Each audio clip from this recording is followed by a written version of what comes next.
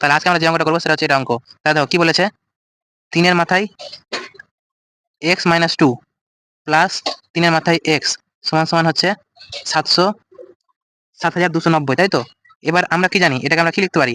লিখতে পারি হচ্ছে 3-এর মাথায় x গুণিত 3-এর মাথায় -2, সরি হ্যাঁ 3-এর মাথায় -2, তাই তো? Plus 3x। এবার এখান থেকে আমার কি চলে যাবে, কমন চলে যাবে। তাহলে 3-এর মাথায় x যদি আমি কমন নিই তাহলে কি পড়ে থাকছে, 3-এর মাথায় -2 প্লাস এখানে কি শুধু 1 প্লাস কি 7290। এবার আমি কি করতে পারবো, 3-এর মাথায় -2 মানে কি, 3-এর মাথায় -2 মানে হচ্ছে কি 1/3 স্কয়ার মানে 9, উল্টে গিয়ে স্কয়ার। তাহলে এখানে কত পাবো, 9 কে 9 এর 10, 10/9, তাই তো? তাহলে এটা হয়ে যাবে কি 10/9। তাহলে গুণিত 10/9 সমান সমান যদি হয় 7290, তাহলে শূন্যর সঙ্গে শূন্য গেল। এবার এই যে 9টা যে আছে, এই 9টা চলে যাবে কোথায়, উপরে যদি করি তাহলে এখানে 9 হয়ে যাবে গুণাকারে, তাই না?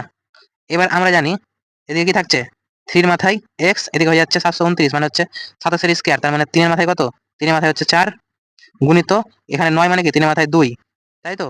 এবার এটা আমি কি লিখতে পারি, 3-এর মাথায় 8। তাহলে এখান থেকে 3 আর 3 তো কমন, তার মানে x এর মানে কি, x এর মানে হচ্ছে 8। তাহলে 8 হয়ে গেল আমার অ্যান্সার। বুঝতে পেরেছি পাইনি? আর যদি এই অ্যান্সারটা সলিউশনটা ভালো লাগে তাহলে অবশ্যই লাইক করবে আর চ্যানেলটা সাবস্ক্রাইব করবে। Thank you.